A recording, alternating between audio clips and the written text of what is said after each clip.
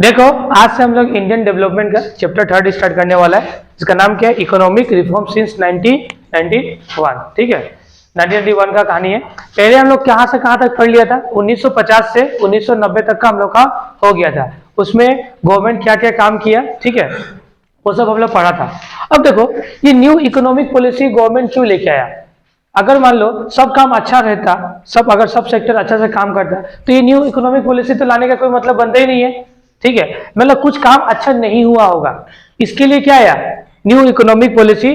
कब, 1991 में। मतलब जब हम लोग याद है 1950 में क्या किया हुआ था, 5 ईयर प्लान बनाया गया ना। फिर उसके बाद क्या हुआ, next long term goal setup किया गया, जिसमें ये देखा गया कि मतलब पब्लिक सेक्टर प्राइवेट सेक्टर का रोल डिफाइन किया गया। ठीक है, तो मैक्सिमम राइट्स किसको दे दिया गया था, पब्लिक सेक्टर को, और बहुत ज्यादा लाइसेंसिंग वगैरह डाल दिया था, जिससे कि क्या होता कि जो प्राइवेट सेक्टर है ना, वो डेवलप कर ही खुद को नहीं पा रहा था। अगर प्राइवेट सेक्टर डेवलप नहीं करेगा ना, तो देश का डेवलपमेंट उतना होना पॉसिबल नहीं है। और पब्लिक के हाथ में, मतलब जो गवर्नमेंट सेक्टर के हाथ में कोई भी इंडस्ट्री गया, तो पता है ना उसका हालत क्या होता है, या तो वो लॉस हो जाता है या तो वो बंद हो जाता है। दिखाइए तुम लोग, क्योंकि गवर्नमेंट सेक्टर में लोग अच्छा सा काम करता ही नहीं है, आलसी होता है। ये सब रीजन, और भी बहुत सारा रीजन है जिसका कारण इकोनॉमिक पॉलिसी मतलब इकोनॉमिक रिफॉर्म्स 1991 में लाया गया था। अगर ये इकोनॉमिक रिफॉर्म्स नहीं आता ना, तो देश का पूरा इकोनॉमिक कोलैप्स हो जाता है।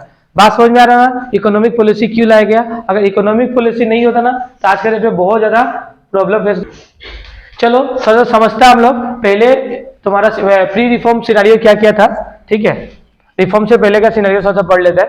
आफ्टर द इंडिपेंडेंस के बाद, after the sins independence India has follow A mix economy. जब इंडिपेंडेंस हो गया, देश का संविधान वगैरह बन गया, तो इंडिया क्या चूज किया था, हम लोग मिक्स इकोनॉमी फॉलो करेगा, जहां पे तुम्हारा मार्केट इकोनॉमी का भी और सोशलिस्ट इकोनॉमी का दोनों का जो भी एडवांटेजेस फीचर है, दोनों मिला के क्या बनाया गया, मिक्स इकोनॉमी को डेवलप किया गया। ठीक है, Since independent India was follow a mixed economic system in which advantages of both capitalist and socialist economics are combined। इसमें सोशलिस्ट और तुम्हारा कौन सा कैपिटलिस्ट को कंबाइन करके एक नया चीज बनाया गया, जिसका नाम रखा गया मिक्स इकोनॉमी। ठीक है, under this system the government and private sector play a equivalent role in the economy, although there is some economic freedom in the capital in the use of capital, the government also interference in economic activities to promote the social welfare। ये सब हो रहा था, ये नहीं हो रहा था। ठीक है, समझ में बात। फिर although there is some economic freedom is in the use of capital, the government also interference in economic activities to promote the social welfare। और देखो गवर्नमेंट भी बार बार इंटरफेस कर रहा था कि सोशल वेलफेयर हो, सिर्फ प्रॉफिट मोटिव से हम लोग काम ना करें, सोसाइटी का डेवलपमेंट भी करें। ठीक है, उस टाइम ये तुम्हारा रिफॉर्म से पहले का सिनेरियो ये था। India started is development from the stagnation to the economy and achieve the growth in saving and experience expansion of the agriculture output which ensure of food security। Moreover, there was a diversification of industrial sector help the producing the goods and service। ठीक है, फिर next हमारा देखो the economic situation prior का मतलब क्या होगा, before. the economic situation before to reform can be summarized as follows। देखो the पहले क्या है, following independence Indian economy policy was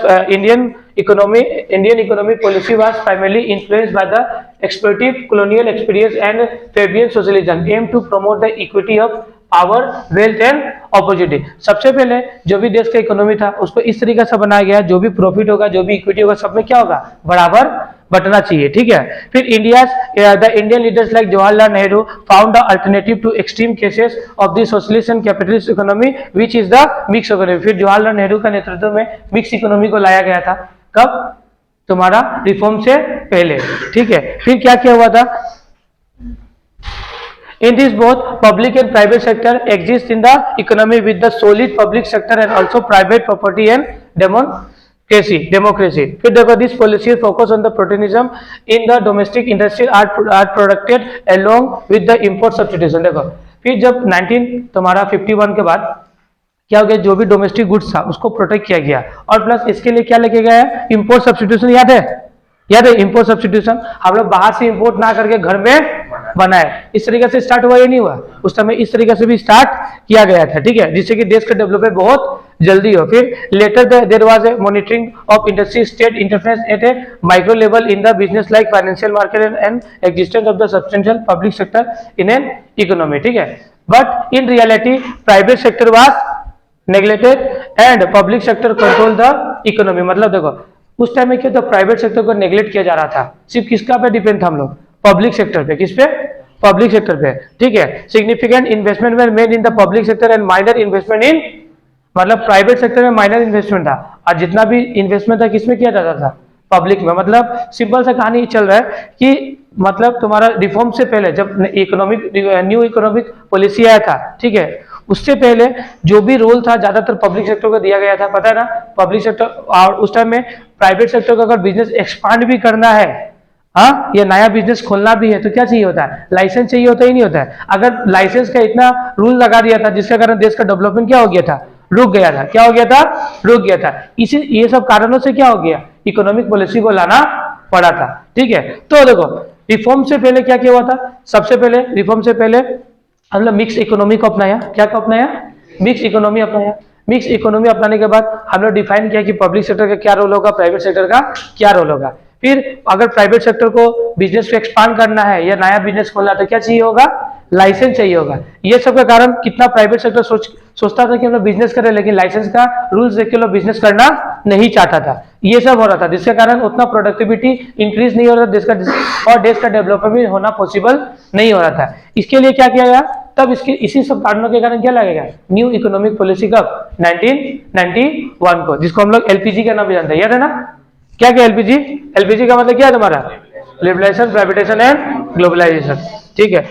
देखो in 1991 the economic crisis hit India related to the external debt. मतलब 1991 से पहले जब इकोनॉमिक पॉलिसी नहीं आया था, मतलब उससे पहले इंडिया इकोनॉमी इतना खराब हो गया था, उन लोग ना इतना इंडिया लोन ले लिया था, एक जाल में फंस गया था। किसका? लोन का जाल में। डेब्टर समझता है ना, लोन का जाल में फंस गया था। एक्सटर्नल लोगों को पैसा दे पा ही नहीं रहा था क्योंकि इंडिया के पास क्या था? पैसा क्या था? एकदम कम था। 7-8 दिन का पैसा बचा था। 7-8 दिन का पैसा बस बचा हुआ था। अभी देख रहे ना कितना इकोनॉमी कोलैप्स होने से, श्रीलंका वाला इकोनॉमी क्या हो गया था? कोलैप्स हुआ था ही नहीं होता क्योंकि पैसा ही नहीं था।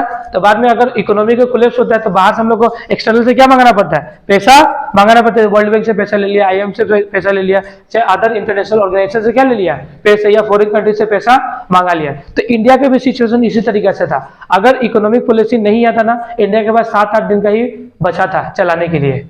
तब उस टाइम में क्या किया? न्यू इकोनॉमिक पॉलिसी को लाया गया। अगर न्यू इकोनॉमिक पॉलिसी नहीं आता तो इंडिया पूरा कोलैप्स हो जाता, पूरा खत्म हो जाता, ठीक है। तो इसीलिए न्यू इकोनॉमिक पॉलिसी को लाया गया, ठीक है। अब देखो next, nature of economic crisis.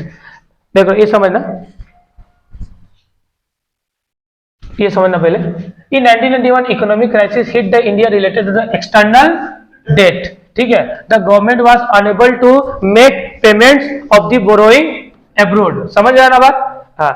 The foreign reserve used to manage import decline at a level was not even for 2 weeks। बोला ना, फॉरेन मतलब तुम्हारा जो भी इंपोर्ट करने के लिए फॉरेन रिजर्व था वो इनफ नहीं था।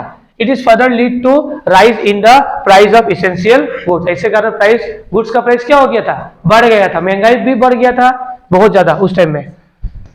देखो ये समझना, from 1980 we can trace the beginning of the economic crisis. At the time there was ineffective management of fund। उसमें उस टाइम में फंड नहीं था, बहुत कम था, फंड का मैनेज भी अच्छा से हो नहीं रहा था, ठीक है। To implement the policy and administration the government needs the money for which it gets fund from the taxes and the public enterprise. In case the expenditure are the more than income of the government borrow from the bank. देखो उस समय क्या हो गया था कि income क्या था? कम हो गया था और खर्चा ज्यादा हो गया था। इनकम क्या हो गया था? कम हो गया था और खर्चा ज्यादा हो गया था, ठीक है। The government kept spending it's income on the areas like defence and social sector. मतलब जो भी इनकम गवर्नमेंट कमा रहा था किस पे ज्यादातर यूटिलाइज कर रहा था? डिफेंस और सोशल सेक्टर में। And there was no return. देखो अब मान लो तुम डिफेंस में या सोशल सेक्टर में ज्यादा पैसा इन्वेस्ट करेगा तो क्या यहाँ से तुमको पैसा कमा के मिलेगा क्या? रिटर्न्स मिलेगा क्या? रिटर्न्स नहीं मिलेगा, ठीक है। Therefore, in 1985, India started facing the BOP problem. मालूम है ना, BOP मतलब बैलेंस ऑफ पेमेंट।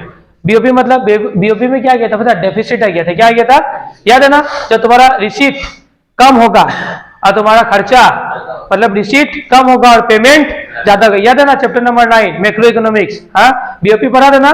BOP एक तरीका का एनुअल स्टेटमेंट होता है, बताया था ना, जिसमें रिसीव और पेमेंट लिखा रहता है। ठीक है, अगर तुम्हारा रिसीट कम है और एक्सपेंडिचर ज्यादा है तो बीओपी में क्या आ जाएगा, डेफिसिट आ जाता है। तो बीओपी में भी डेफिसिट होना स्टार्ट हो गया था कब, 1985 में। कब, 1985 में बीओपी प्रॉब्लम भी फेस कर रहा था। It was due to the heavy expenditure by the government in comparison to the low income which क्या लिखा है, widens the gap between income and expenditure, जिससे कि इनकम और एक्सपेंडिचर में क्या हो गया था, बहुत ज्यादा गैप हो गया था। समझ में आया बात। फिर देखो अब 1990 में क्या हुआ देखना। हाँ, by 1990 and it was severe economic crisis. हम लोग सीवियर इकोनॉमिक क्राइसिस में पहुंच गया था कब, 1990 में। The government was on the verge of going into default. Later the central bank refuse to give credit. अब सेंट्रल बैंक भी बोला उस टाइम में, हम तुम लोगों को क्रेडिट नहीं देगा, गवर्नमेंट को क्रेडिट देना बंद कर दिया। कौन, सेंट्रल बैंक ऑफ इंडिया। याद रखना, सेंट्रल बैंक भी इस लोग को लोन दे नहीं रहा था, किसको, गवर्नमेंट को। In 1991 the crisis ultimately meet India. 1991 में तो पूरा क्राइसिस मिल गया, मीट कर लिया। The governments were unable to make payments for the loan abroad. जो एब्रोड से लोन वगैरह लिया था उसके लिए पेमेंट करने के लिए अब वो सक्षम नहीं था। The foreign exchange reserve drop to the level that was insufficient to the last even a fortnight. अब देखो उस टाइम याद है जब 1991 में क्या किया था, बाहर से इंपोर्ट तुम ज्यादा कर नहीं सकता है, बताया था ना, बाहर से ज्यादा तुम इंपोर्ट कर नहीं सकता है, ये बताया था ही नहीं बताया था। और बाहर वाला लोग अगर चाह के हम लोग का इंडिया में अगर पैसा इन्वेस्ट करेंगे या कंपनी खोलना चले, उसमें भी बहुत ज्यादा टैक्सेशन और लाइसेंसिंग लगा दिया था, जिसके कारण बाहर वाला लोग यहाँ पे इन्वेस्ट कर ही नहीं रहा था। अब बाहर वाला लोग यहाँ पे इन्वेस्ट नहीं करेगा तो यहाँ पे फॉरेन एक्सचेंज रिजर्व आएगा, नहीं आएगा ना। अगर हम लोग माले बाहर में नहीं बेचेगा तो यहाँ क्या फॉरेन एक्सचेंज रिजर्व आएगा। तो उस टाइम इस ऐसा पॉलिसी बना दिया गया था, याद है ना, कोटा सिस्टम, कोटा ला दिया, तुम ज्यादा इससे ज्यादा इंपोर्ट नहीं कर सकता है, बाहर से इतना इंपोर्ट नहीं कर सकता है। ठीक है, और प्लस बाहर में बेचेगा तो टैक्सेस भी लगता था। ठीक है, ये सब कौन लगा देता, गवर्नमेंट। और बाहर वाला लोग भी यहाँ पे इन्वेस्ट नहीं कर सकता है। जब बाहर वाला लोग यहाँ पे इन्वेस्ट नहीं करेगा, गवर्नमेंट टैक्सेस लगा देगा, तो क्या होगा, फॉरेन एक्सचेंज रिजर्व क्या होगा, day by day. Foreign exchange reserve कैसे आता है, या तो बाहर वाला आदमी लोग हम लोग यहाँ पे इन्वेस्ट करे, या तो यहाँ पे घूमने हैं, होता ही नहीं होता है, होता है ना। अगर ये सब बंद कर दे गवर्नमेंट तो क्या फॉरेन एक्सचेंज रिजर्व कम होगा ही नहीं होगा, डे बाय डे क्या होने लगेगा। तो 1991 में यही हुआ कि फॉरेन एक्सचेंज रिजर्व क्या हो गया, कम होने लगा। The crisis further lead to the increase in the price of the essential good. और जो भी एसेंशियल गुड्स था उसका प्राइस क्या हो गया था, बढ़ने लगा था। कब, 1991। ठीक है, उस समय जब इकोनॉमिक क्राइसिस था 19 से लेके 1990 से 1991 तक, इस तरीके से होने लगा था। ठीक है, the government introduce the new set of policy major the shifted to the focus of our development initiative. तब गवर्नमेंट क्या किया, एक न्यू इकोनॉमिक पॉलिसी पे क्या किया, फोकस करना स्टार्ट किया, जिससे कि जो भी हो रहा है भी प्रॉब्लम उसको क्या किया जाए, खत्म किया जाए। Need for economic reforms. अब क्या जरूरत हो गया कि इकोनॉमिक रिफॉर्म्स करना पड़ गया था, बताया ना कि जो पहले पॉलिसी जिस तरीके से बनाया गया था उसका कारण फॉरेन एक्सचेंज रिजर्व क्या हो गया था, कम हो गया था। फॉरेन एक्सचेंज रिजर्व क्या हो गया था, कम हो गया था। मैक्सिमम रोल हम लोग किसको दे दिया था, पब्लिक सेक्टर को दे दिया था, जिससे कि प्राइवेट सेक्टर नहीं था। अगर प्राइवेट, देखो आज के अभी जो भी देश डेवलप है, मैक्सिमम हाथ किसका होता है, प्राइवेट सेक्टर के होता है। क्योंकि गवर्नमेंट सेक्टर में क्या कि लोग बहुत आलसी होता है, उन लोगों को अपना जॉब से डरे नहीं होता है, वो लोग सुस्ती होते हैं। क्या होता है, तुम सरकारी ऑफिस में चल जाओ, मालूम चल जाएगा तुम लोगों को, इतना सुस्ती होता है कि मत पूछो, काम बहुत। लेकिन वही प्राइवेट कंपनीज वगैरह काम कितना, अभी देखो तुम जाएगा दो बैंक, एक सरकारी बैंक एक तो प्राइवेट बैंक, मजा किस में आएगा, प्राइवेट में फटाक से सर्विस मिलेगा। लेकिन सरकारी बैंक में लाइन लगो इतना। तो इस तरीके से क्या हो गया था बदल कि डे बाय डे हम लोग का इकोनॉमी क्राइसिस में जाने लगा था, इन सब फैक्टर के कारण, समझा। अभी देखो नीड फॉर इकोनॉमिक रिफॉर्म्स क्या जरूरी था, देखो the economic condition of India in 1991 was pathetic. The government was unable to generate the revenue from the source like taxation. मतलब गवर्नमेंट क्या किया था, टैक्स से रेवेन्यू जनरेट करना ऑलमोस्ट कम हो गया था। ठीक है, क्योंकि टैक्स उतना कलेक्ट हो नहीं रहा था। लोग अगर प्रोडक्शन करेगा तो ना टैक्स मिलेगा, अब प्रोडक्शन ही नहीं होगा, अच्छा से बिजनेस ही नहीं होगा, तो टैक्स गवर्नमेंट को कहाँ से मिलेगा। ठीक है, उसके बाद से income from the public enterprise was also low, ठीक है। However, the government has to spend more various issues like unemployment, overpopulation and poverty, which increase the need to introduce the economic reforms in India. अब government देख रहा है कि unemployment rate बढ़ रहा है, उसमें ध्यान देने लगा था, उसमें पैसा लगाना, फिर पॉपुलेशन बढ़ रहा है, उसमें पैसा लगाना स्टार्ट कर दिया था, फिर पॉवर्टी में लगाना स्टार्ट किया, जिसके कारण क्या हो गया, न्यू इकोनॉमिक पॉलिसी को लाना अनिवार्य हो गया था। अगर ये नहीं रहता ना, बोला था ना, देश को आजादी से, मतलब देश को बोलता है 1990 से पहले, ठीक है, या 1991 से पहले, उस टाइम में इस तरीके का कंडीशन हो गया था। अगर न्यू इकोनॉमिक पॉलिसी नहीं लाता तो इंडिया पूरा का पूरा खत्म हो जाता, ठीक है ना। 7-8 दिन का पैसा ही बचा था, कितना दिन का, 7-8 दिन का। अगर 7-8 दिन का पैसा बचा है, हाँ, देश को चलाना भी है, तो उस टाइम में तो कुछ तो स्टेप लेना पड़ेगा ना।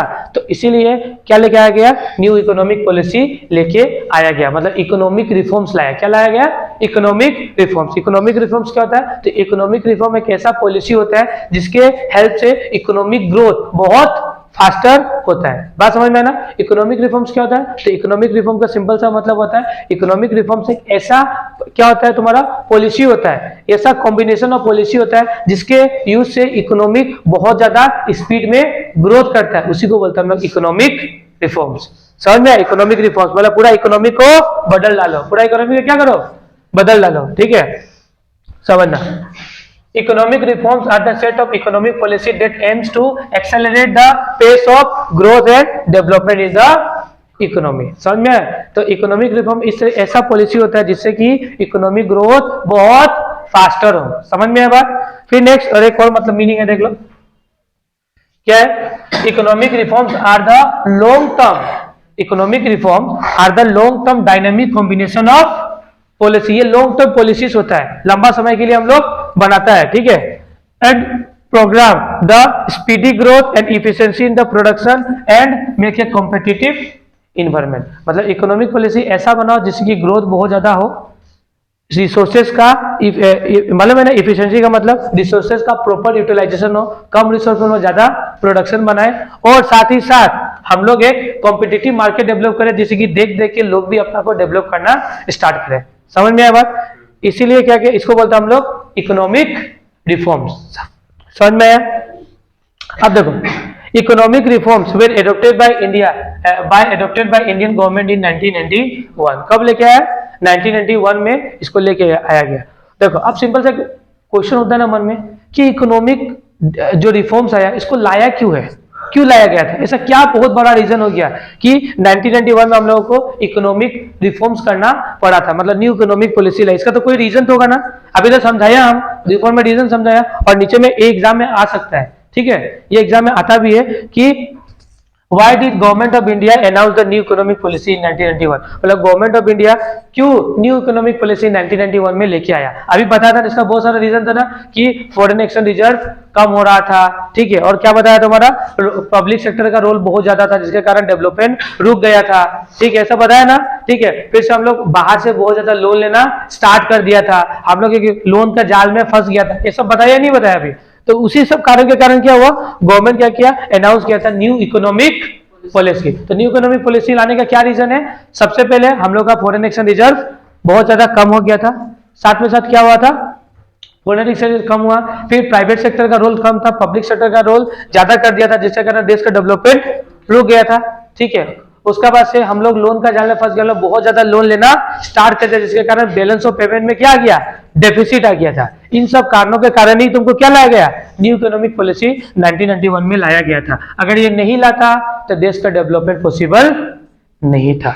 बात समझ में आ रहा है। इसीलिए न्यू इकोनॉमिक पॉलिसी 1991 में लाया गया था, ठीक है। समझ में क्यों लाया गया था, ठीक है। अब थोड़ा सा और हम लोग इसको डीप पे हो जाता है। देखो, what is the need of adopting economic reforms in India in 1991, ठीक है। अब ये पढ़ना सर के एग्जाम के लिए इंपॉर्टेंट है। बीबीआई क्या होगा, वेरी वेरी इंपॉर्टेंट। क्या है तुम्हारा बीबीआई भाई, पढ़ लो। तो समझ नहीं आता क्या हम लोग का, what is the need of adopting economic reforms in 1991, कौन क्या नीड था। आंसर इसका क्या देखो, before 1991 the condition of economy was in state of crisis. बताना क्राइसिस में चला गया था, ठीक है।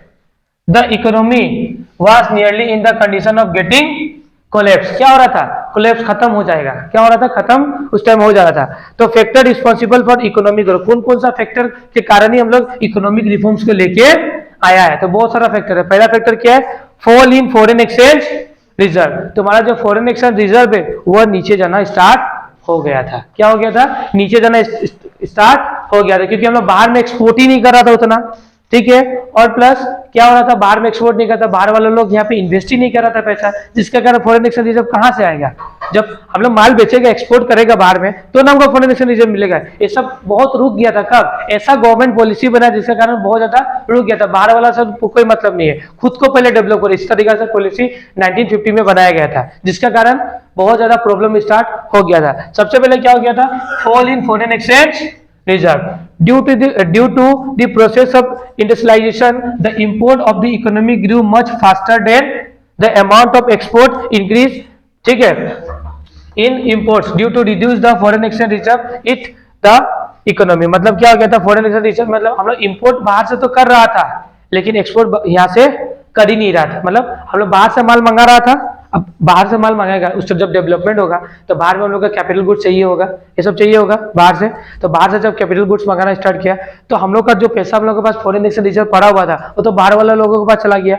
और प्लस और क्या हुआ कि हम लोग बाहर में माल बेच ही नहीं रहा था, जिसका कारण क्या हुआ, हम लोगों के पास फॉरेन एक्सचेंज रिजर्व आ ही नहीं रहा था, ठीक है, ये रीजन था, ठीक है। Due to the process of the industrialisation the imports of the economy grew much faster than the amount of the export increase in the import, reduce the foreign exchange reserve it the economy, ठीक है। फिर next क्या तुम्हारा, failure of public sector, इसका दूसरा reason क्या था, public sector का होना फेलियर, पब्लिक सेक्टर क्या हो गया था, बहुत ज्यादा फेलियर हो गया था, क्योंकि मालूम है ना गवर्नमेंट कंपनीज में लोग काम कैसे करता है, उन लोग अपना जॉब में क्या होता है, बस उन लोग टाइम पार करता ही नहीं करता है, हाँ, गवर्नमेंट जो भी कंपनीज वगैरह होगा, ठीक है, उसमें लोग बहुत ज्यादा आलसी हो जाता है, क्या हो जाता है, आलसी, वो लोग को बस सरकारी जॉब चाहिए लेकिन काम अच्छा से नहीं करेगा, ये होता है, देखता ही नहीं दिखता है, हाँ। तो in India in the period 1951 to 1990 the majority of the industries were owned by the public sector, maximum किसके पास था, पब्लिक सेक्टर, बता देना शेड्यूल में 17 को कंपनी था, बताया था, याद है ना, हाँ। There were assigned the responsibility of the growth and development of an economy, और जो भी डेवलपमेंट का ग्रोथ जो भी इकोनॉमी को करना है किस पे डिपेंड हुआ करता था, पब्लिक सेक्टर पे, ठीक है। Nevertheless the performance of this enterprise was very depressing, इन लोगों का परफॉर्मेंस अच्छा था कि थोड़ा बहुत ज्यादा डिप्रेसिंग वाला बात था, ठीक है ना, मतलब पब्लिक सेक्टर देखो जब 1950 में मैक्सिमम रोल किसको दे दिया गया, पब्लिक सेक्टर को दे दिया गया, पब्लिक सेक्टर अपना मन से काम करता था, अपना मन से मतलब सोच के काम करेगा, इस तरीके से करता था, उन लोग करता था या नहीं करता था, मन किया तो काम किया, अब मन नहीं किया तो काम नहीं किया, इस तरीके से कौन करता है, पब्लिक सेक्टर काम करता था, ठीक है। और सबसे ज्यादा देश में डेवलपमेंट में जिम्मेदारी किसका था, इसी पब्लिक सेक्टर पे था, जब ये अच्छा से काम ही नहीं करेगा तो क्या देश का डेवलपमेंट होगा, क्या देश का डेवलपमेंट होगा, नहीं होगा, देश का डेवलपमेंट नहीं होगा, ठीक है। The employees were neither competitive or nor effective because of job security, this means even if they do not work had no fear for losing their job, उन लोगों को डर ही नहीं था कि हम लोग अपना जॉब खो देगा, ठीक है।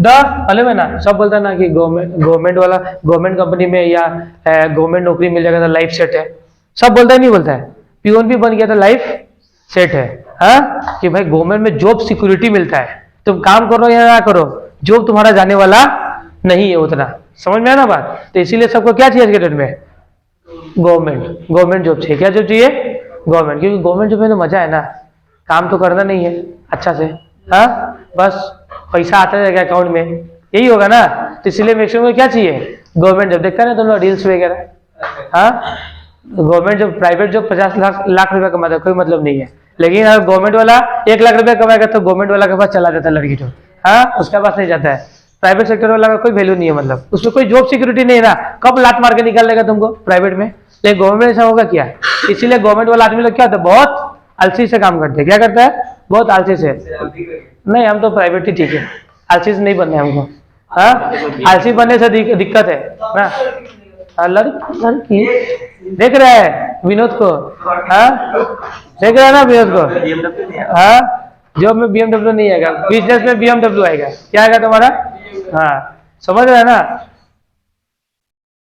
ठीक है, समझ गया ना? फेलियर ऑफ पब्लिक सेक्टर अच्छा से अपना काम कर नहीं रहा था और मैक्सिमम रोल पब्लिक सेक्टर को दे दिया गया था, जिसके कारण क्या हो गया था, इकोनॉमिक कोलैप्स होना स्टार्ट हो गया था। बात समझ में आया बात?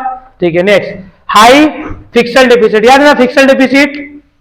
हम लोग जो बोरोइंग करता है, जब हम लोग का खर्चा ज्यादा हो जाए और इनकम कम हो, तो उस टाइम हम लोग बाहर से क्या मंगाएगा, लोन के तौर पे पैसा मंगाता है, उसको क्या बोलता है, फिक्सल डेफिसिट बोलता है, नहीं बोलता है? ठीक है, क्या fiscal deficit refers to the borrowing by the government on account of the excess of expenditure over the revenue during a year. जब तुम्हारा खर्चा ज्यादा हो जाए, रेवेन्यू कम हो, तो तुमको क्या लेना पड़ेगा, फिक्सल डेफिसिट करना पड़ेगा। ठीक है, it was estimated to be 5.4% of GDP in 1981 to 2 and increased to 8.4 कब हो गया था, इन 1991। मतलब जीडीपी का 5.4 क्या था, फिक्सल डेफिसिट था, मतलब हम लोग बाहर से पैसा मंगाया था, कब, 1981 टू 82 में। लेकिन 91 तक आते आते कितना बढ़ गया था, 8.4। मतलब जीडीपी, देश का जीडीपी अगर 100% है ना, 100% में हम लोग लोन कितना लिया, 8.5%।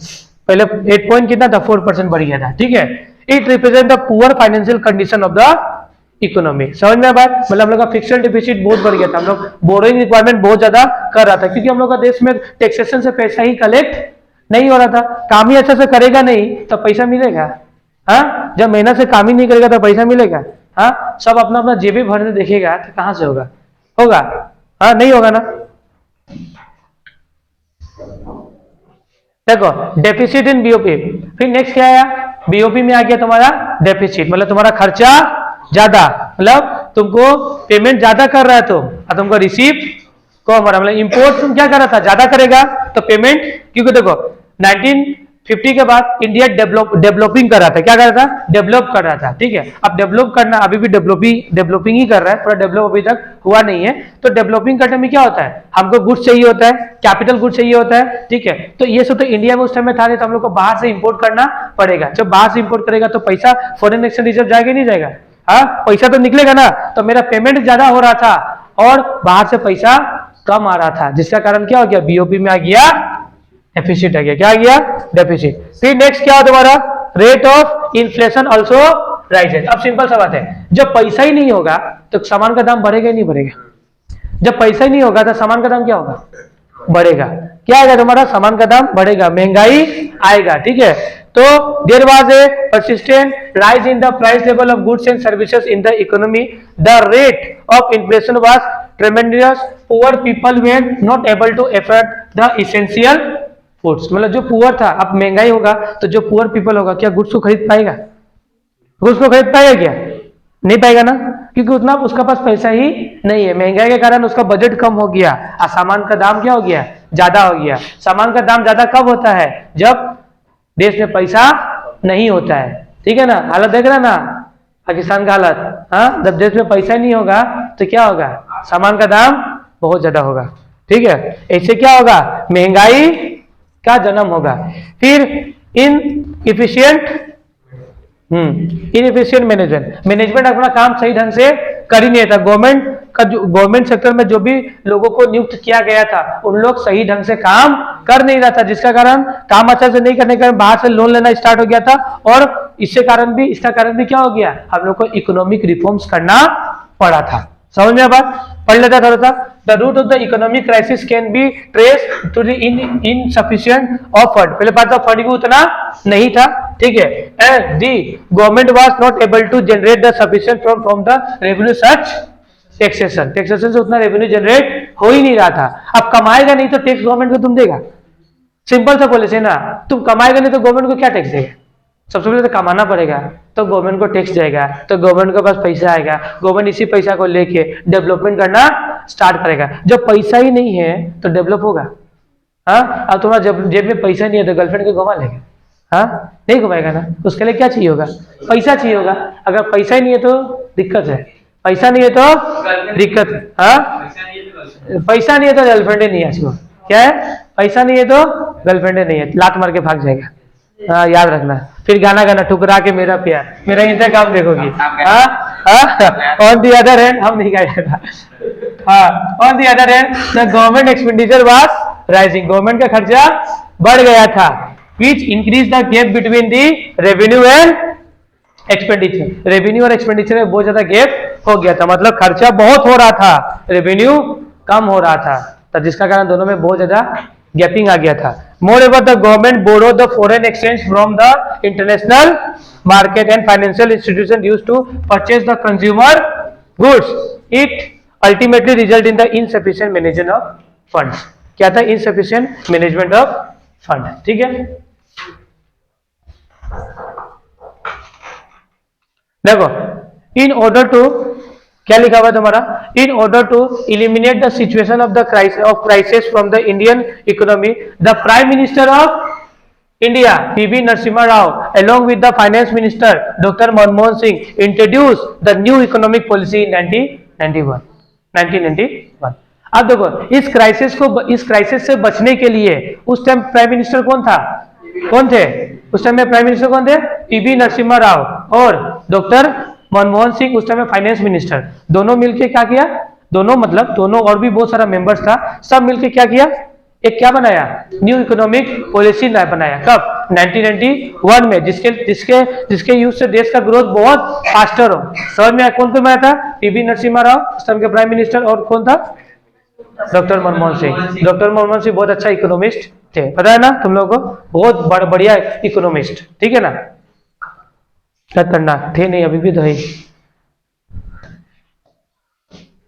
ये देखो, इसमें क्या क्या लाया गया, इसमें 3 चीज लाया गया, लिबरलाइजेशन, प्राइवेटाइजेशन एंड ग्लोबलाइजेशन। ये 3 चीज न्यू इकोनॉमिक पॉलिसी में क्या क्या आया गया, लिबरलाइजेशन करो, प्राइवेटाइजेशन करो एंड ग्लोबलाइजेशन करो। ये तीनों चीज को मिलके क्या किया, न्यू इकोनॉमिक पॉलिसी को फॉर्म किया गया था। कोई दिक्कत है? कब आया न्यू इकोनॉमिक पॉलिसी? 1991 में। क्या क्या था? Liberalisation, privatisation and globalisation. ये 3 चीज को लाया गया था, किसके लिए? देश का डेवलप करने के लिए, ग्रोथ क्या हो, फास्टर हो, इसके लिए ये तीनों को लेके आया गया। कौन लेके आया? मनमोहन सिंह और पीवी नरसिम्हा राव, ठीक है, दोनों मिलके। The set of policy introduced by the government in place under 2 different groups popularly known as the measures of new economic policy. ठीक है, ये देखना मेजर्स क्या क्या था। देखो, अभी मान लो कोई भी पॉलिसी को चलाना है, उसके लिए गवर्नमेंट पहले मेजर्स, 2 मेजर्स क्लियर। अभी मान लो कोई भी पॉलिसी को रन कराना है, ठीक है, तो उसके लिए गवर्नमेंट कुछ मेजर्स लाया। अब मेजर्स क्या लाया? सबसे पहले तो मेजर्स लाया कि हम लोग इकोनॉमी को पहले क्या करें, स्टेबलाइज करें। क्या करें? देखो, इकोनॉमी जब स्टेबलाइज हो जाएगा तब तो पॉलिसी को उसमें लगाएगा तो ज्यादा काम अच्छा से होगा। सबसे पहले क्या किया गवर्नमेंट, 2 तरीका से 2 मेजर यूज करके क्या किया, पॉलिसीज को यूटिलाइज किया। देखो, पहला मेजर क्या था? Stabilising major. स्टेबलाइजिंग मतलब सबसे पहले कंट्री को क्या करो, स्टेबलाइज करो। क्या करो? स्टेबलाइज करो। मतलब it refers to the short term policies, मतलब इसका मतलब होता है शॉर्ट टर्म पॉलिसीज बनाओ, measures which aim to correcting the deficit in BOP payment and controlling the inflation. मतलब सबसे पहले होगा स्टेबलाइजिंग मेजर में कि जो बीओपी में डेफिसिट आया हुआ है उसको सबसे पहले ठीक करो। सबसे पहले क्या करो, जो डेफिसिट आया था किसमें, बीओपी में, उसको ठीक करो और महंगाई को कंट्रोल करो, जिससे पहले स्टेबलाइज होगा। क्या होगा? इकोनॉमी पूरा स्टेबलाइज हो गया। जब इकोनॉमी स्टेबलाइज हो गया, जैसे कि मान लो बर्तन होता है ना, मिट्टी के बर्तन जनता है, मिट्टी का बर्तन, जब मिट्टी का बर्तन अगर टूट गया तो क्या करता है लोग, पहले उसको रिपेयरिंग करता है, नहीं करता है? पहले रिपेयरिंग करता है, नहीं करता है? पहले रिपेयरिंग और फिर उसको आकार देता है। ठीक है, इस तरीके से मतलब मिट्टी के बर्तन अगर टूट गया, ठीक है, मान लो परिवार टूट रहा है तो क्या करेगा, सबको पहले साथ में लाने की कोशिश करेगा, नहीं करेगा? सबको साथ में लाएगा, फिर घर में रूल्स एंड रेगुलेशन को बनाएगा, जिससे क्या होगा, सब कोई साथ में लंबे समय तक रहे। इस तरीके से करना पड़ेगा, नहीं करना पड़ेगा? अगर मिट्टी का बर्तन टूट रहा है, ठीक है, अगर टूट गया तो सबसे पहले उसको रिपेयरिंग करना जरूरी है और फिर उसको आकार देना जरूरी है। तो सबसे पहले इंडिया यही किया। सबसे पहले क्या किया, पहले स्टेबलाइज किया, जो भी बीओपी आया, बीओपी में डेफिसिट आया था उसको ठीक किया, और प्लस जो भी इन्फ्लेशन मतलब महंगाई बढ़ रहा था उसको भी क्या किया, कंट्रोल किया। ठीक है, इसको बोलते हैं हम लोग स्टेबलाइजिंग मेजर। फिर नेक्स्ट है स्ट्रक्चरल रिफॉर्म्स मेजर। इसमें क्या हुआ, इसमें it refers to the long term measure aim to improving the efficiency of the economy and increase the international competitiveness. मतलब देखो, स्ट्रक्चरल रिफॉर्म्स का मतलब इसमें गवर्नमेंट क्या किया कि लॉन्ग टर्म पॉलिसीज बनाया, जिससे क्या होगा, रिसोर्स का प्रॉपर यूटिलाइजेशन हो, इफिशिएंसी समझा ना, रिसोर्सेज का क्या हो, मिनिमम में मैक्सिमम को फायदा दे। ठीक है, इस तरीके से गवर्नमेंट क्या किया, स्ट्रक्चरल रिफॉर्म्स को भी लेके आया। समझ में आया बात। अब नेक्स्ट हम लोग मुद्दा का बात करते हैं, जो एलिमेंट्स था न्यू इकोनॉमिक पॉलिसी का वो सब पढ़ना स्टार्ट करेगा। क्या क्या एलिमेंट्स है, सबसे पहले है तुम्हारा लिबरलाइजेशन। चलो 5 मिनट का ब्रेक लो, चलो ब्रेक ओवर, 5 मिनट का ब्रेक खत्म हो गया। ठीक है, चलो फिर से स्टार्ट करते हैं हम लोग। सबसे पहले क्या किया, elements of new economic policy में सबसे पहला एलिमेंट क्या है, लिबरलाइजेशन। याद है, प्राइवेट सेक्टर को अगर बिजनेस करना है तो बहुत ज्यादा लाइसेंसिंग वगैरह लगता था। सबसे पहले गवर्नमेंट क्या किया, इसको रिमूव किया। क्या किया, अब प्राइवेट सेक्टर इजीली बिजनेस में आ सकता है और जा भी सकता है, कोई बात नहीं है, कोई भी दिक्कत नहीं है। सब इसको क्या किया, लिबरल मतलब इजी किया गया। लिबरल का मतलब भी क्या होता है, इजी करना। क्या करना, इजी। तो the removal of the entry and growth of the restriction on the private sector enterprise और the removal of the trade barriers known as liberalisation. मतलब जो भी ट्रेड करने में बैरियर्स था कि आप बाहर से जितना माल नहीं मांगा सकता है, चाहे इतना बेच नहीं सकता है, वो सब बैरियर्स को क्या किया, हटा दिया गया। क्या किया गया, हटा दिया गया। मतलब अब प्राइवेट सेक्टर बिजनेस में आओ, बाहर से सामान मंगाओ और देश का डेवलप करो तो कर सकता है, कोई भी प्रॉब्लम नहीं है। समझ में आया। तो सबसे पहले लिबरलाइजेशन में क्या किया, रिमूव किया किसका, एंट्री एंड ग्रोथ किसका, प्राइवेट सेक्टर का, और ट्रेड बैरियर्स को भी क्या किया, हटा दिया गया। इसी को बोलते हैं हम लोग लिबरलाइजेशन। क्या बोलता है, जब प्राइवेट सेक्टर का ग्रोथ में होने में और तुम्हारा जो भी एंट्री करने में उन लोगों को जो भी दिक्कत होता है उसको क्या किया गया, गवर्नमेंट हटा दिया गया गवर्नमेंट के द्वारा। और साथ में साथ क्या किया, जो भी ट्रेड बैरियर्स हो रहा था उसको भी हटा दिया गया। इसी को बोला हम लोग लिबरलाइजेशन। ठीक है। Before 1991 the government imposed many restriction on the private enterprise which restrict them to take risks to get the indulge in a big project. समझ में बात। गवर्नमेंट 1991 से पहले देखो, 1991 से पहले गवर्नमेंट जो भी प्राइवेट सेक्टर का प्रोजेक्ट में एक रिस्ट्रिक्शन लगा दिया था कि तुम यहाँ पे इतना नहीं कर सकता, तुम यहाँ पे नहीं कर सकता, तुम इतना बिजनेस स्टार्ट नहीं कर सकता। बिजनेस को बड़ा कर भी करना था तुमको क्या लेना पड़ेगा, लाइसेंस लेना पड़ेगा। ठीक है, वो सब अब बिजनेस को क्या किया, हटाया गया, हटा दिया। जिससे कि क्या होगा, प्राइवेट सेक्टर भी अब बिग प्रोजेक्ट में क्या हो, इन्वॉल्व हो। क्या हो, इन्वॉल्व हो।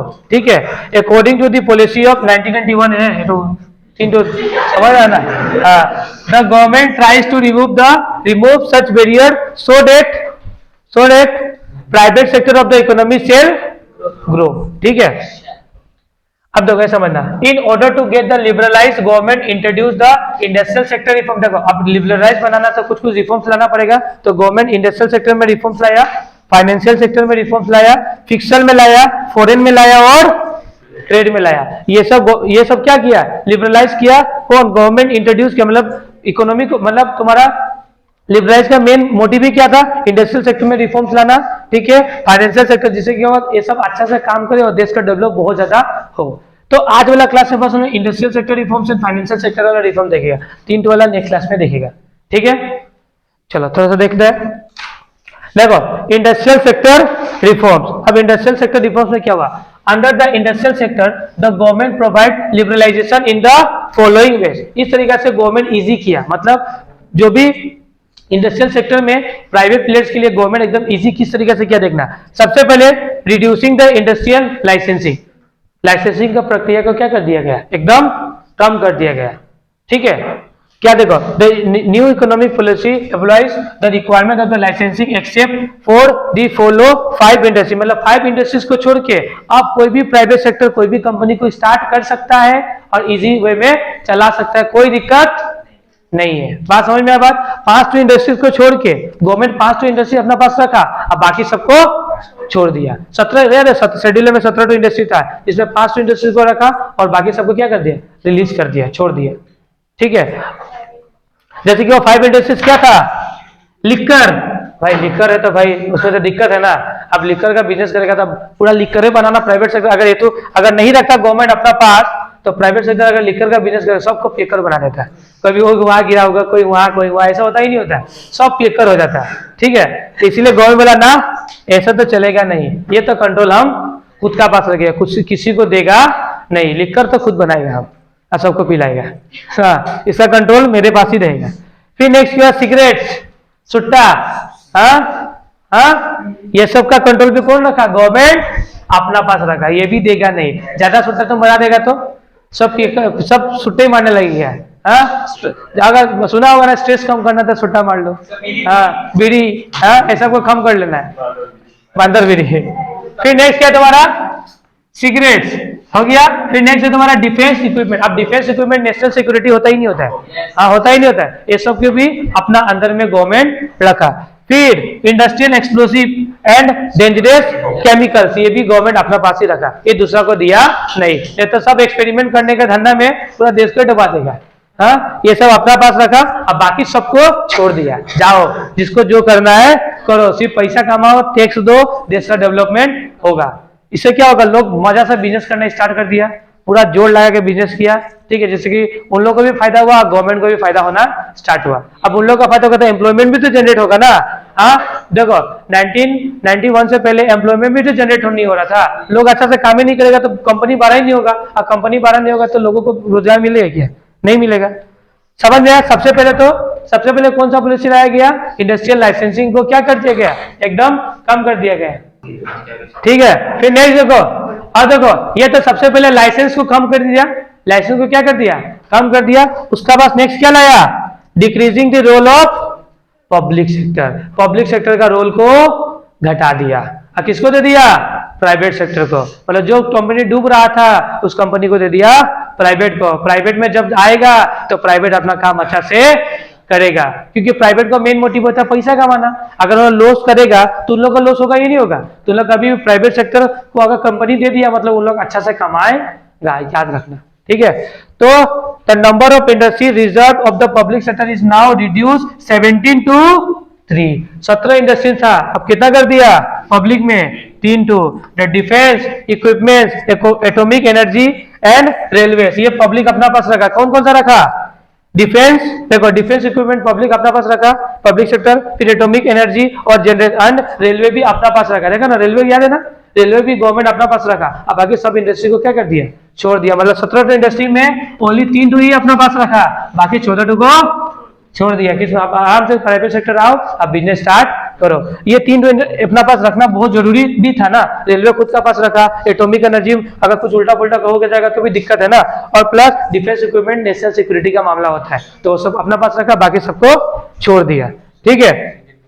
फिर नेक्स्ट क्या है तुम्हारा, MRTP act, monopoly restricted trade practice 1970 मोर लिबरल, इसको भी बहुत इजी कर दिया गया। मतलब इसका तो देखो MRTP जब एक्ट आया इसका तहत क्या हो गया था, तुम्हारा ट्रेड करना थोड़ा वेरियस होता है, इसको भी क्या कर दिया, इसको बहुत इजी कर दिया। मतलब now big industry are no longer required to seek prior government approval expansion and stabilise of the new industry. मतलब अब क्या कर दिया गया कि जो इंडस्ट्री खुद को बड़ा करना चाह रहा था, गवर्नमेंट का अप्रूवल लेने का कोई नीड नहीं है, ठीक है। आराम से पढ़ो, आराम से बड़ा करो, आराम से पैसा कमाओ, आराम से हमको पैसा दो, ठीक है। फिर नेक्स्ट क्या किया, freedom to import capital goods, याद है बाहर से तुम गुड्स ज्यादा मंगा नहीं सकता था, कोटा सिस्टम लगा दिया था ना, तो उस कोटा को खत्म किया गवर्नमेंट, बोला कि ना जितना मंगाना है उतना मंगाओ, अब कैपिटल गुड्स आएगा तो ना डेवलप होगा, ये किया गया। फिर नेक्स्ट किया गया तुम्हारा फाइनेंशियल सेक्टर रिफॉर्म, अब फाइनेंशियल सेक्टर में भी रिफॉर्म्स लाया गया, ठीक है।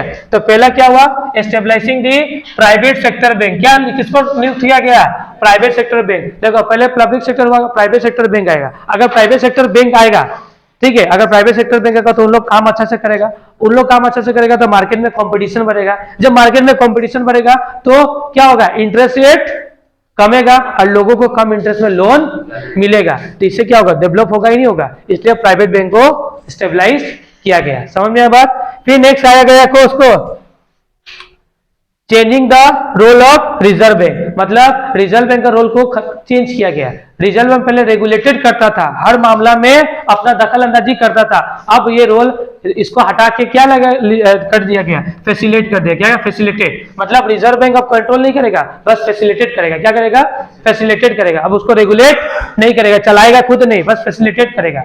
मतलब कि देखो उस टाइम में मान लो क्या हो रहा था कि मान लो कि लोन्स वगैरह चाहिए, ठीक है, लोन्स वगैरह छोड़ो, मान लो कंपनी को बहुत ज्यादा बड़ा करना है, ठीक है, तो बहुत ज्यादा बड़ा करना है तो आरबीआई का परमिशन चाहिए होता है, ठीक है, किसका चाहिए होगा, आरबीआई का, ठीक है।